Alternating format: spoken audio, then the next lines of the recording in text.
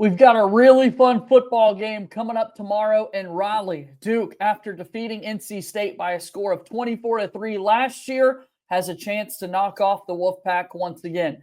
This is a Locked On crossover. It's Locked On Blue Devils and Locked On Wolfpack.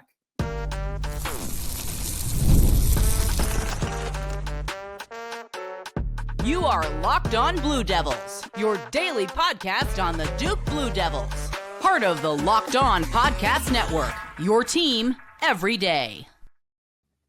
What's up, Wolfpack fans? What's up, Duke Blue Devil fans? It's time for our special Locked On crossover episode ahead of Saturday's matchup on Tobacco Road. I am Grayson Boone, host of Locked On Wolfpack. Joining me is former Wolfpack defensive tackle Kenton Gibbs. And our special guest for the day, JJ Jackson, the host of Locked On Blue Devils. JJ, how we doing? Very excited to be back with you guys once again. Anytime we get to do a Locked On crossover for Duke and NC State, I get fired up, man. I'm glad that we're getting more of these annual football games between the two schools. It was never fun when sometimes you would go 5, 6, 7 years without these teams playing one another, man. So I'm glad we get to watch that this weekend. Our crossover episode is brought to you by FanDuel. NFL fans, you can get a big return on FanDuel. New customers can place just $5 and get $150 back in bonus bets if that $5 bet hits. Head on over to FanDuel.com in order to get started. Well, JJ, it's almost basketball season. I know the season has technically started. We're going to keep this football centered, although if you want to talk about the Elite Eight, we can certainly get into that. But I was hoping we'd stay away from that one, yeah. Football focused here. We have a big matchup in Raleigh. NC State is hosting 6-3 Duke. We're going to get into the Duke question first, and later on we'll switch chairs. JJ will ask us the NC State questions. We'll get to our final thoughts and predictions to close out. So JJ, just to start here, first year of Manny Diaz. He's got Duke off to a 6-3 start. What's the overall vibe check amongst Duke fans? Really excited and optimistic about where the program is at. Right now, it's tougher that they've lost 2 in a row, 2 of the 3 of the last 5. So not playing their best football right now, but considering that you're already bowl eligible, considering that in so many ways, the momentum that Mike Elko was able to establish over 2 seasons as the head coach is carrying on, has got Duke fans really excited. It's no secret. This is a basketball school. We love talking basketball literally every single day of the year.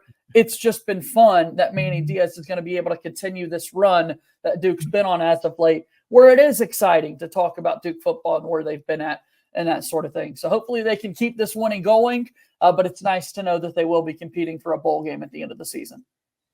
Well, it's always nice to have your team make a bowl game, but let's get into the specifics of this Duke team for just a second. Let's talk about how they got there. We all know that the defense is a strong suit of this team. What makes this defense so special and different from what most teams are prepared for seeing on a week-to-week basis? Yeah, KG, I think they just get after you. I think that defensive front has been really impressive, and in a lot of ways, people didn't really know that would be the case, given some departures that Duke had on that defensive front from a season ago. But when you're talking about the likes of VJ Anthony and Wesley Williams, with the impact that they've had in that defensive front for Duke, I think that's been one of the biggest reasons why they've been so successful. Duke's been towards the top of the entire country so far this season in tackles for loss, quarterback pressure, sacks, all of those things. You look at last year, Penn State was number 1 in all of those categories with Manny Diaz as their defensive coordinator. Number 2 was Texas State a year ago, where Jonathan Packey was the defensive coordinator, a former DC for Manny Diaz at Miami. They're now together once again, Packey now coordinating this Duke defense with Manny Diaz as the head coach. And so I think the reason that the defense has been able to stand out so much, and Kenton, I'm talking to you, the former defensive lineman, is that they are able to be so active, right? And get after the quarterback and make things so simple. Sticking on the defense here, we actually discussed this on our Wednesday episode. Duke's passing defense ranks first in the ACC with only 192 yards per game. However, tested in a major way against Miami, Cam Ward dropped 400 yards and 5 touchdowns, I believe that was. Does that concern you moving forward that once they face a real passing attack, they seem to struggle a little bit? I think it's fair to feel that way. I think it's important to point out that, that's a Heisman contender and Cam Ward that's putting up numbers like that. And he's kind of doing that against everybody. But again, I would believe that it's a lot that the defensive front is doing, putting pressure on the quarterback to make him make some poor decisions or not even be able to get throws off against that Duke secondary, because I mentioned kind of the departures that Duke had on the defensive front in that linebacker room going into the season. What has remained consistent is that Duke had a lot of guys on the outside who have played a lot of snaps. Chandler Rivers continues to get better year after year after year. You've got Jalen, Stinson, and Terry Moore in the back end of your secondary who have been playing football for Duke for quite some time. So really doesn't surprise me that Duke has been able to be so successful against the pass. But to your point, if you are playing against a really talented quarterback who's able to extend plays, which I've seen CJ Bailey do a good bit of for NC State, it does get a little worrisome. When we talk about worrisome, we've got to talk about the Duke offense a little bit, okay? Oh, boy. I mean, there have been some struggles. There have been some problems. So I don't need your full prediction. But in this game, if we were to say this game is going to be a race to this number, what would you put that number at to say the team that gets to this number first is most likely going to win this ball game? Geez, I don't know, KJ.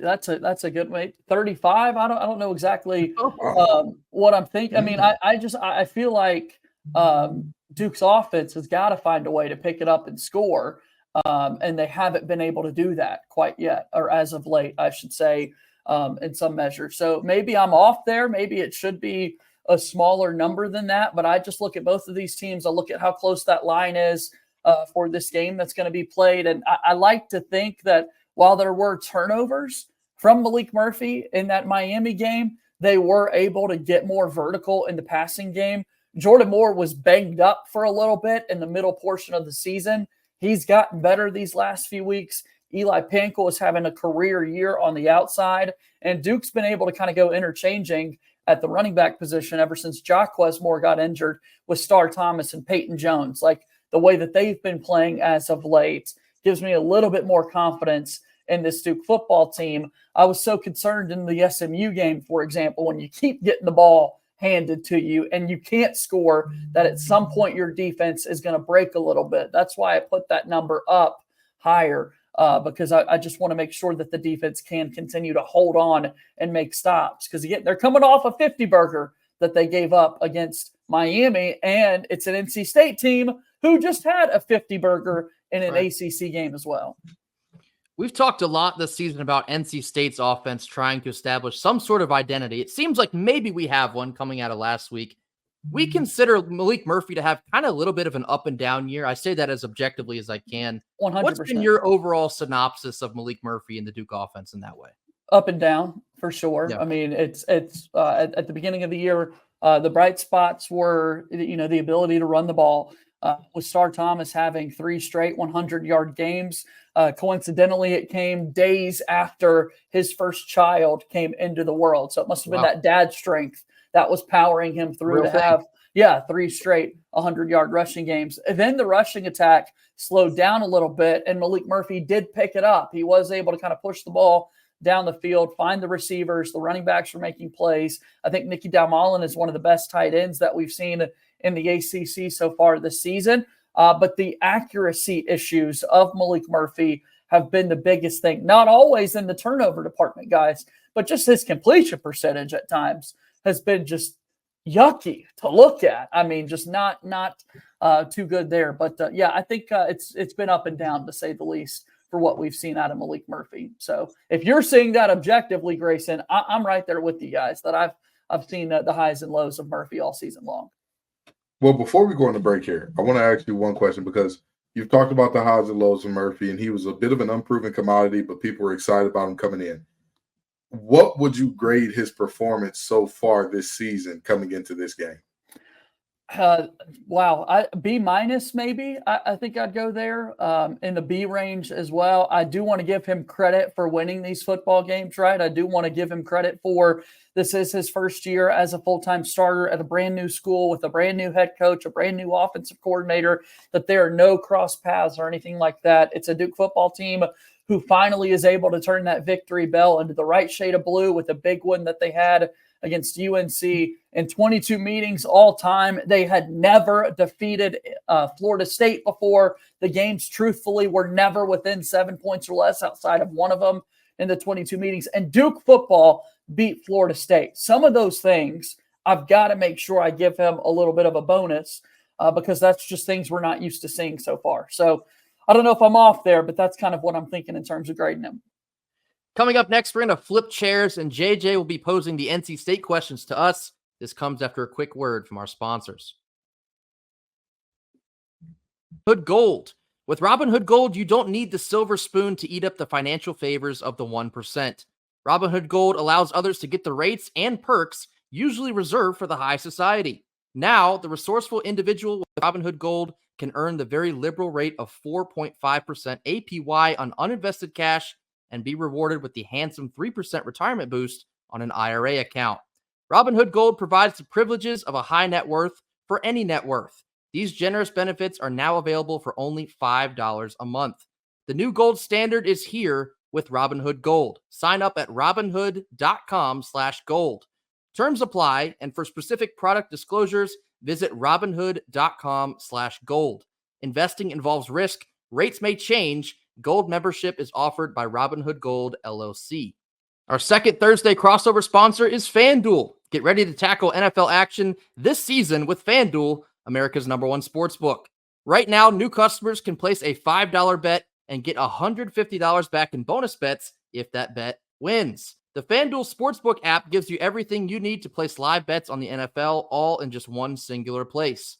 When you get a hunch in the middle of a game, you can check out the latest stats, view live play-by-play, and so much more on the very same page you're placing all of your bets. Head on over to FanDuel.com in order to join today. You'll get started with that $150 back in bonus bets if that first pesky $5 bet wins. That's FanDuel.com in order to get started. Never waste a hunch and make every moment more with FanDuel, the official sportsbook partner of the NFL. Welcome back into this Locked On crossover. It's Locked On Wolfpack and Locked On Blue Devils. We're getting set for an exciting game coming up on Saturday between Duke and NC State. JJ Jackson from Locked On Blue Devils with Grayson, Boone, and Kenton Gibbs from Locked On Wolfpack. Let me hear from you guys. I mentioned it's been so long since these games have played out. It's nice to have them annually on the schedule from the Duke side of things. Is that same on the NC State side? I'd say absolutely. I think that's something they really got right, is having these games an annual occurrence. It was preposterous that we went so long without playing each other. And, you know, playing each other every single year in basketball is one thing, but how do you not play each other in football as well? I don't think people understand that there is a little bit of a bitter history between Duke and NC State on the gridiron as well. So I love to see these teams face each other every year. I think that's exactly how it should be. Absolutely. I'm excited about playing Duke more often. I don't really care for Duke, to be honest. So I'm very much so excited that there's that thing happening. And also, you know, you want bragging rights in the state. Like, I don't care, you know, Duke has basketball for the most part. I mean, hey, most recent ACC championship, you know, Grayson does have a couple banners behind him. But with that in mind, you know, every now and then you got to remind the country club kids, we put our hands in the dirt too. You know, come on out here. Let's have fun out here. But in all seriousness, I think it's good to have in-state rivalries be played at a higher clip. I think that's super important. And so now that this is a yearly thing, I have no complaints. We need like a Big Four like trophy. You know how like Army, Navy, and Air Force have the what is it called, the Commander's Cup? Right. We need that for North Carolina. The Big Four schools should have some kind of trophy. Well, William came up with it, didn't he? He gave out those state championship rings a couple years ago. For the love of God. For winning the state championship per se. Maybe every team should lean into that. Maybe every team legitimate would be nice. No doubt. Well, let's get to the 2024 edition of this game that's being played. I was asked, you know, what's the Duke vibe check of things? Kenton, maybe let me hear from you first here. NC State, 5-4 the record, coming off a big win where you score 50. For the Duke fans that are listening, what is the NC State vibe check right now? Well, to quote Dewey from Malcolm in the Middle, the future is now, old man. That's how everybody's feeling. I mean, you know, you're seeing a youth movement that, while NC State has not met expectations to any level in terms of what this team was expected to be coming into the season, in terms of what everybody believed this team could be coming into the season, not even close, right? This was a team that people talked about as, hey, this is ACC championship contender. This is a playoff contender. This is all those things, dark horse for those things. Not even close to that. However, If you are saying that there's not a silver lining in this youth movement, you are a liar. In terms of all of our players who are, leading in statistics, here's a fun fact about NC State. Pretty much any relevant statistic, receiving yards, receiving touchdowns, in terms of rushing yards, rushing touchdowns, passing yards, passing touchdowns, all of that, not a single one of those players is out of eligibility next year. Not a single one of them. Most of these guys have more years of eligibility left than they have played. You talk about, the NC State is known as next year university, but I mean, honestly and truly, this is a moment where if you are a fan and you're looking for any reason to cling to hope, there is a ton of it floating around because CJ Bailey looks dynamic. He's getting better and better by the week. And I told people buy stock in him early. I told people Ryan Williams didn't just look good because he's Ryan Williams. Every time you saw him on tape, it was being dropped in the breadbasket. And then you talk about all of the skill position guys around him. KC, who's a sophomore, Jolie, who's a junior. You've got Keenan Jackson, who's a guy that when I saw him on tape, I said, he may be the best pure wide receiver out of this class, despite almost every other receiver being ranked ahead of him. And look what he's doing. So you have a ton of guys, and even the elder statesman, Dakari Collins and company, are doing their thing as well. So there are weapons galore, and CJ is being a great point guard, just finding them, dishing out, getting the ball to where it needs to be. And those weapons are weaponing as of late. So, Grayson, take me to that quarterback position then, because from a Duke perspective, we've had Malik Murphy under center the entire season. That has not changed whatsoever. Really excited to get him out of the transfer portal. For NC State, you go portaling, you find a new quarterback, but that's not the quarterback that's currently playing for this football team. What's it kind of been like having to figure out for a few weeks who's going to be the quarterback, and now we're finally settled into this is our guy? For any Duke fans that have been singularly focused on basketball, we have had more quarterback troubles here over in Raleigh. Yes, we had Grayson McCall, who we picked up out of the portal from Coastal Carolina. We really had hoped that he would be the guy to lead NC State to heights that we have not seen really ever, and it just didn't really work out. He, struggled out of the gate against Western Carolina, struggled even more against Tennessee in week 2, endures an injury in week 3, and that kind of brought out CJ Bailey to kind of take the reins from there on out. McCall then returns later on in the season. He faces Wake Forest, has that brutal injury that I'm sure many folks have probably seen online. He ultimately decides to retire. The two of us on here, we very much support that decision. Just brutal to see a guy like that have his career cut short. But on the bright side of things, CJ Bailey is just a true freshman, has very much impressed. He's been seemingly ahead of schedule, big picture wise. He's commanding this offense just a little bit better each and every week. And that's really all you can ask of such a young kid. But there's a lot of things that needs to be cleaned up in terms of holding on to the ball too long or not trusting his eyes and not going through his reads downfield. I think that is something that really needs to get cleaned up. And Duke's defense, they're going to provide quite the challenge on those fronts. But all told, it has been another wishy-washy year at the quarterback position, but there's a ton of faith and excitement around what CJ Bailey brings to the table right now. Okay, let's get more into the game that's going to play out. We'll have final predictions and the score in just a moment. But before we go to the next break, I do have to ask a defensive question. So, Kenton, I'll turn it back over to you as the former defensive lineman for the Wolfpack. Offensively for this Duke football team, what should concern them about this NC State defense? What have they looked like? What are kind of the strengths of the Wolfpack unit? He is number one in your programs. He is number one in your hearts. There is a bad man from Cary High School by the name of Davin Van. And I am telling you, he is going to be on Malik Murphy like white on rice. He is relentless. He is indefatigable. He is like Thanos. The young man is inevitable. You understand? And you need more people than he's bringing to the party to stop him. But more importantly, it's not just about him. The defensive line as a whole for NC State have been the unsung heroes of this defense. Because there have been ups and downs and all that defensively in a way that we haven't seen from Tony Gibbs coach defenses, people are missing that. Even on Grayson and I do a thing called a locked on look of the week where we show a pivotal play every week. If it's a win, we generally show a positive play. If it's a loss, we show a negative one. One thing that I have seen, and Grayson has noticed this as well, on every play in our losses, the defensive line is showing up in a meaningful way.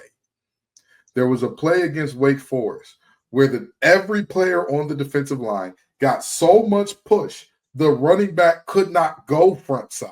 There was no opportunity for him to say, let me follow the natural flow of this.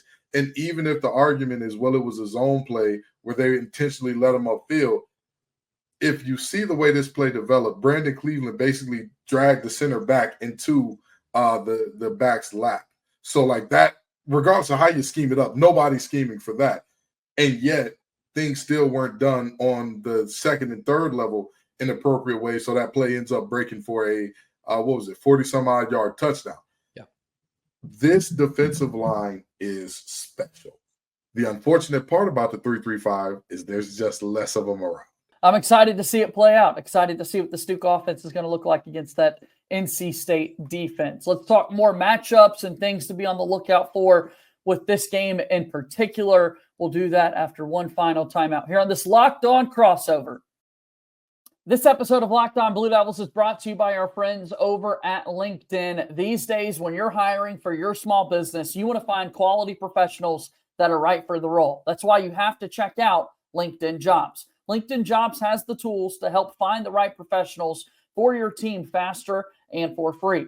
LinkedIn isn't just a job board. It helps hire professionals you can't find anywhere else, even those who aren't actively searching for a new job, but might be open to the perfect role. In a given month, over 70% of LinkedIn users don't visit other leading job sites. So if you're not looking on LinkedIn, you're looking in the wrong place. On LinkedIn, 86% of small businesses get a qualified candidate within 24 hours. Hire professionals like a professional on LinkedIn. LinkedIn knows that small businesses are wearing so many hats and might not have the time or resources to hire, constantly finding ways to make the process easier. They even just launched a new feature that helps write job descriptions, making the process easier and quicker. Post your job for free at linkedin.com/lockedoncollege. That's linkedin.com/lockedoncollege to post your job for free. Terms and conditions apply.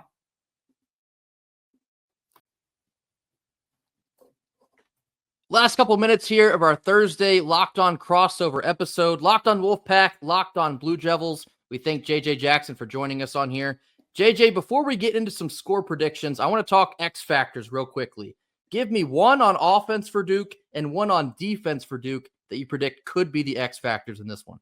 I want to go to Jordan Moore on the offensive side of the ball at the wide receiver spot. Duke loses by 22 points against Miami last week, and yet if you were watching SportsCenter on Saturday night like I was, Jordan Moore walked away with the number one play in top 10 for the football game on Saturday with a one-handed grab that he had, Odell-esque.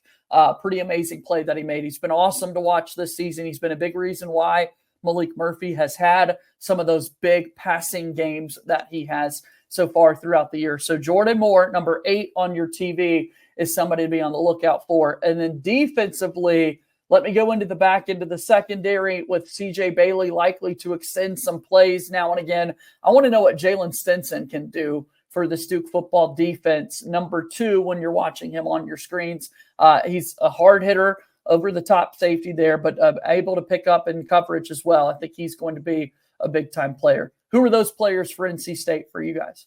I'll give you the one for offense, and I'll flip it over to Kenton for the defense. We've talked a lot about NC State needing to find some balance in this game, and it'd be kind of a cop-out to say CJ Bailey because he's going to have to be big in order for NC State to win this game. But I think, oddly enough, we've talked a lot about having to go pass-heavy. Hollywood Smothers, which is our running back, he's been a freshman. He's slotted behind Jordan Waters. I know that's a name that y'all will know. Jordan Waters has been kind of here and kind of there all over the place. He had a great week last week, but we don't know if that's fool's gold or not. Hollywood Smothers, on the other hand, he has been consistently dynamic every single time he's been in the lineup. He missed a couple games in the middle part of the season, came back, and he's been electric every single game since. That will be your guy to watch for Duke's defense. That's number 20 for NC State. I want to misquote Lil Wayne here because go DK. That's my DK. DK Kaufman is the defensive X factor here. And some people who are watching this on the NC State side are going to say, no, he's not an X factor. He plays well every game.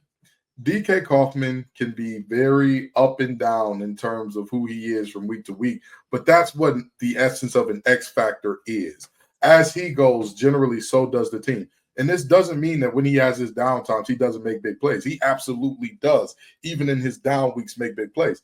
The problem is in those weeks, he has that one or two plays where you're just like, what is that angle? How do you think that that's going to work?